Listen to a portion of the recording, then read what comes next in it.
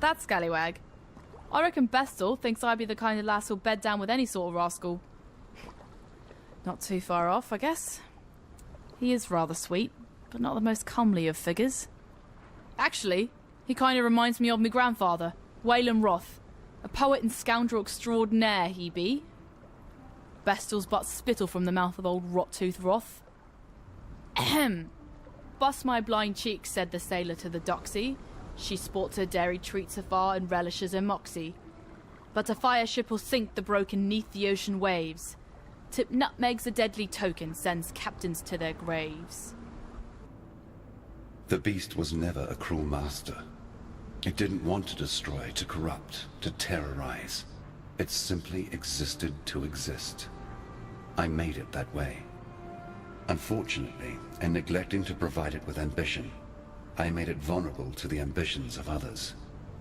Queen Atziri and Doriani, Emperor Chittus and Malachi.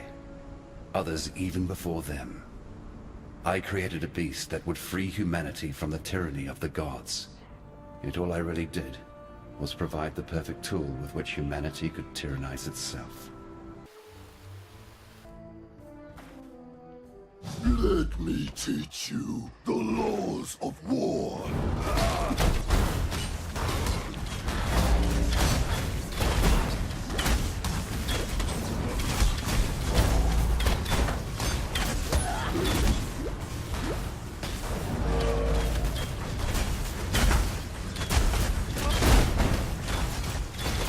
I'm not up to that just yet.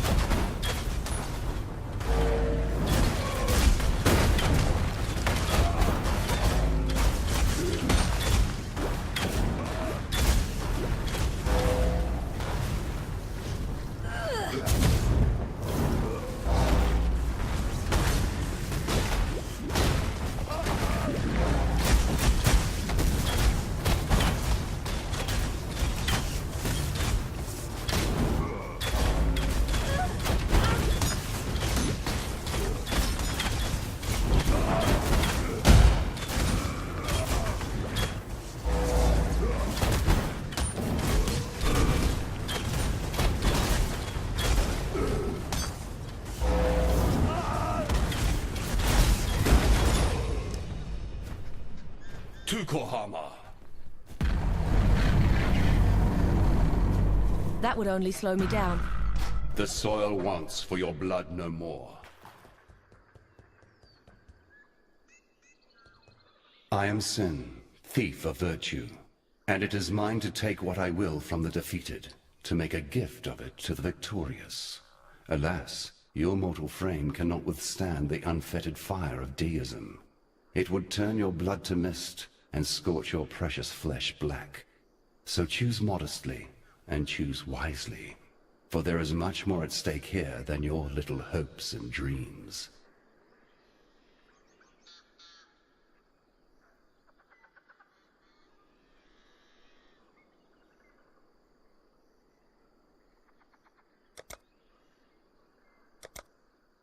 May humanity flourish.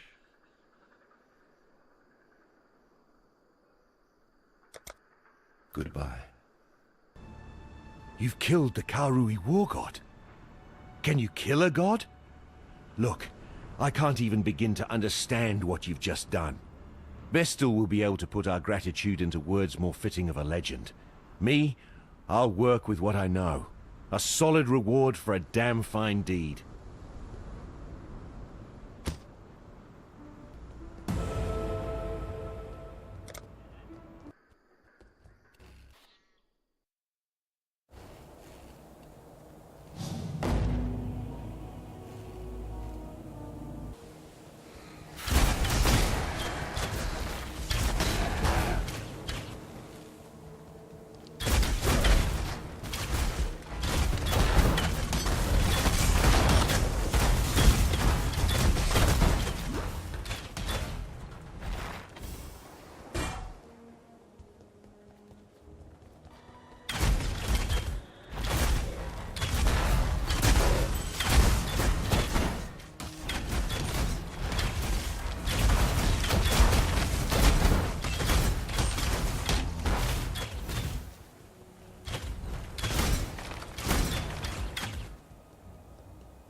That would only slow me down.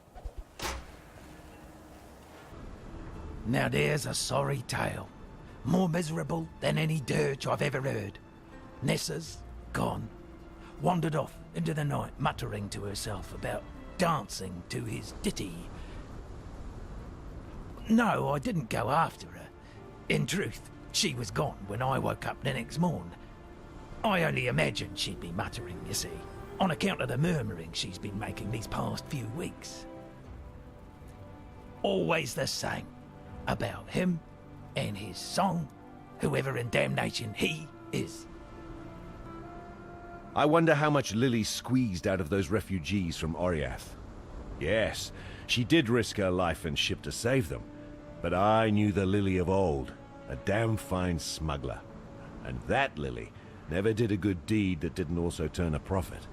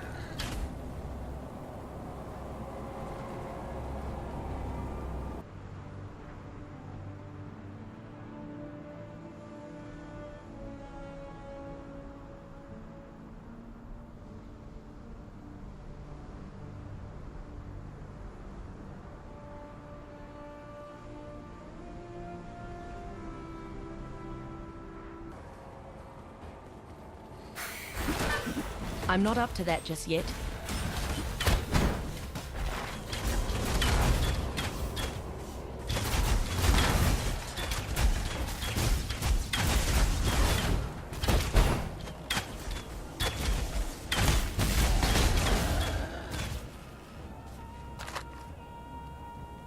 That would only slow me down.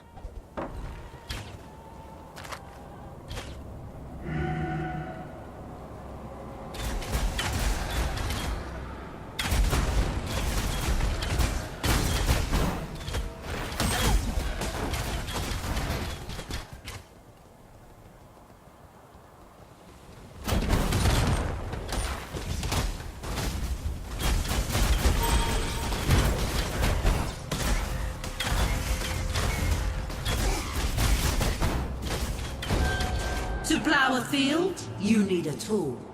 To harvest grain, you need a tool. To spread corruption, you need a tool. That would only slow me down.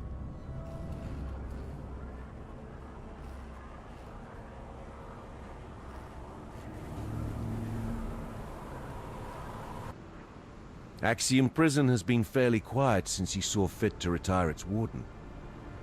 Afraid that's no longer the case. Shavron of Umbra, the very witch that made Brutus the man he was.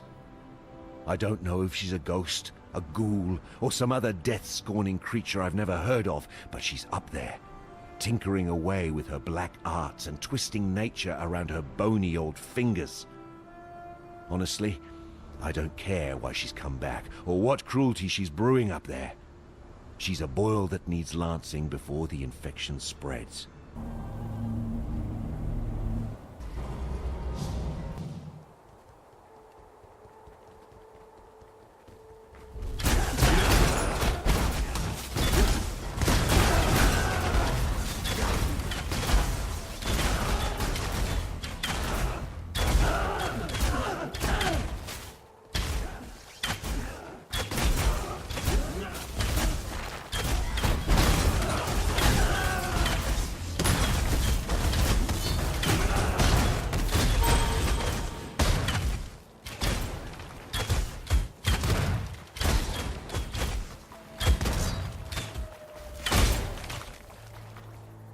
That would only slow me down.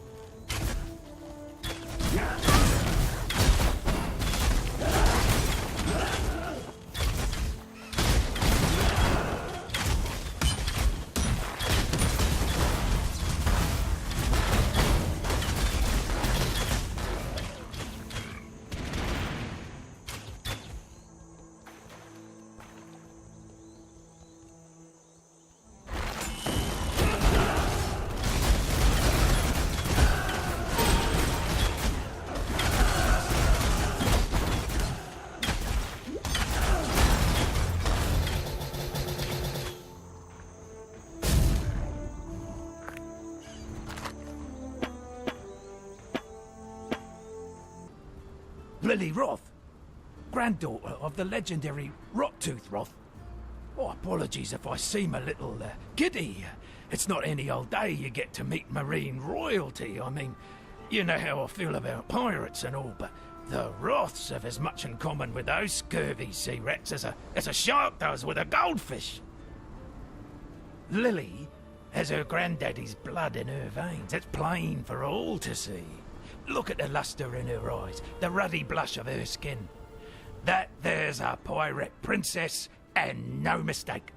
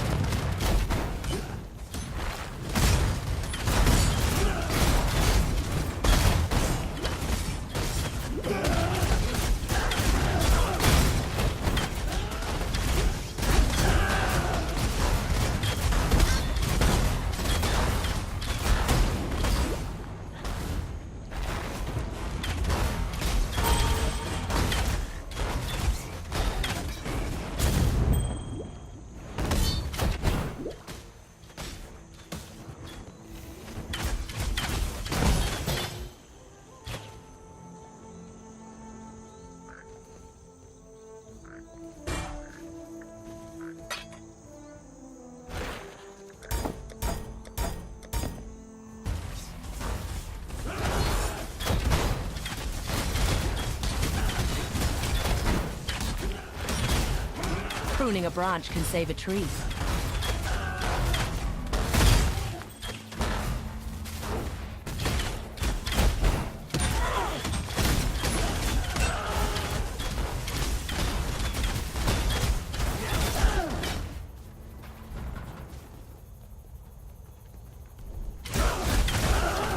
My mana is gone.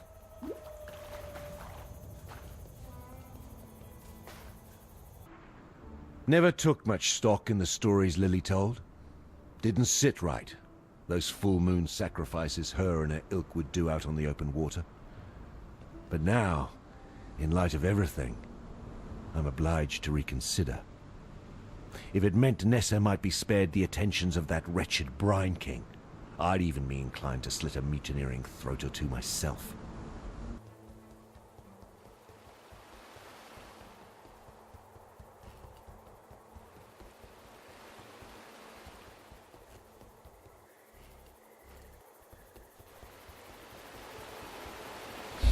did this to me.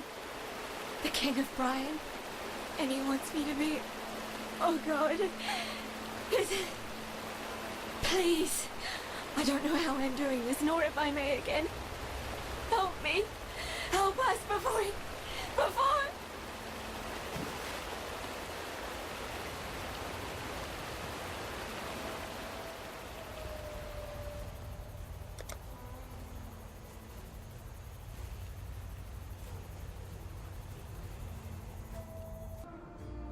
You've seen Nessa. Talk to her. Well, that's more than I dared hope for, truth be told. This change she's going through, this curse the so-called Brine King has put on her, it can be broken. I know it. You've got to keep going. Follow her trail before it gets any colder. Make your way along the coast, the ship graveyard, even Mervale's cave if you must. By my reckoning, this king's not the sort to venture far from his briny bed. Farewell. You do know it's cruel to make jests of an addled mind, don't you? Nessa, alive, and turned into a bloody cod? Huh! That said, you've never been wrong before. So seems like I'm going to have to stare this fanciful tale in its fishy face. She talked of the Brine King, did she? Now there's a name what can trouble the breeches of even the most jaded of poets. Though Mervale might be dead, the sea still has its seductive songs, and this time it's a big, briny baritone doing the wailing. You won't find a sailor that doesn't whisper a quiet prayer to the Brine King before casting off. In fact, under the maddening radiance of a full moon, the more superstitious captains would drown some poor slave or failed mutineer just to keep old Tsoagoth happy. No, that wasn't a sneeze. That's the fish god's old Asmerian name. It's considered foul luck to speak it on board a ship. A keel-hauling offence.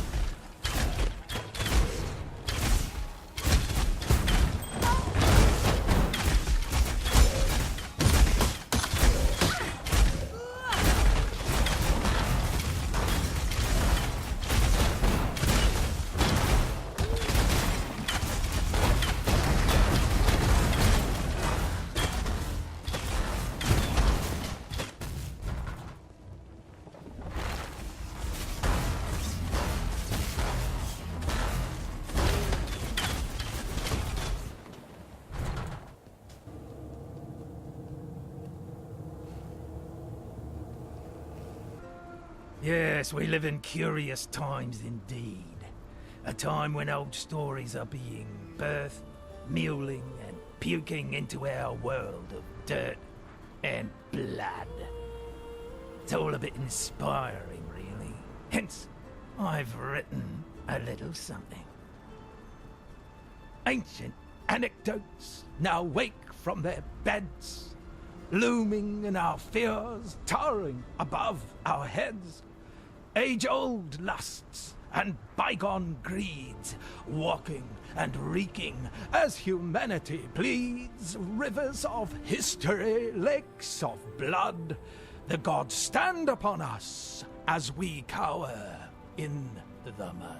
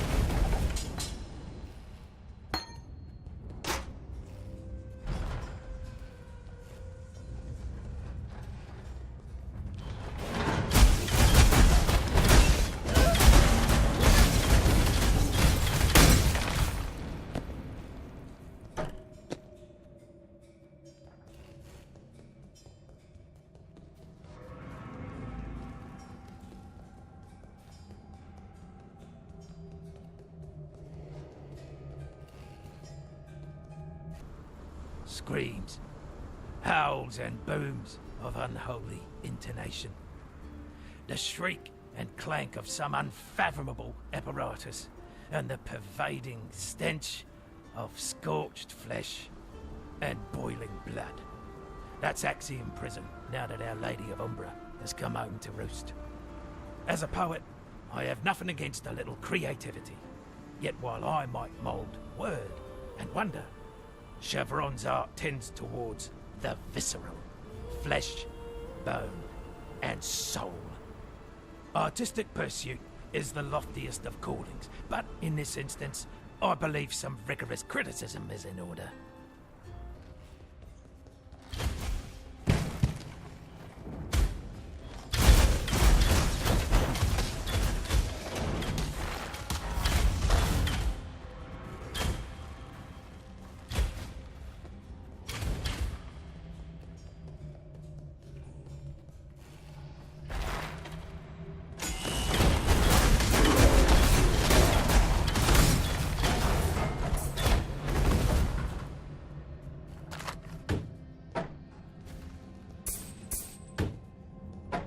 That would only slow me down.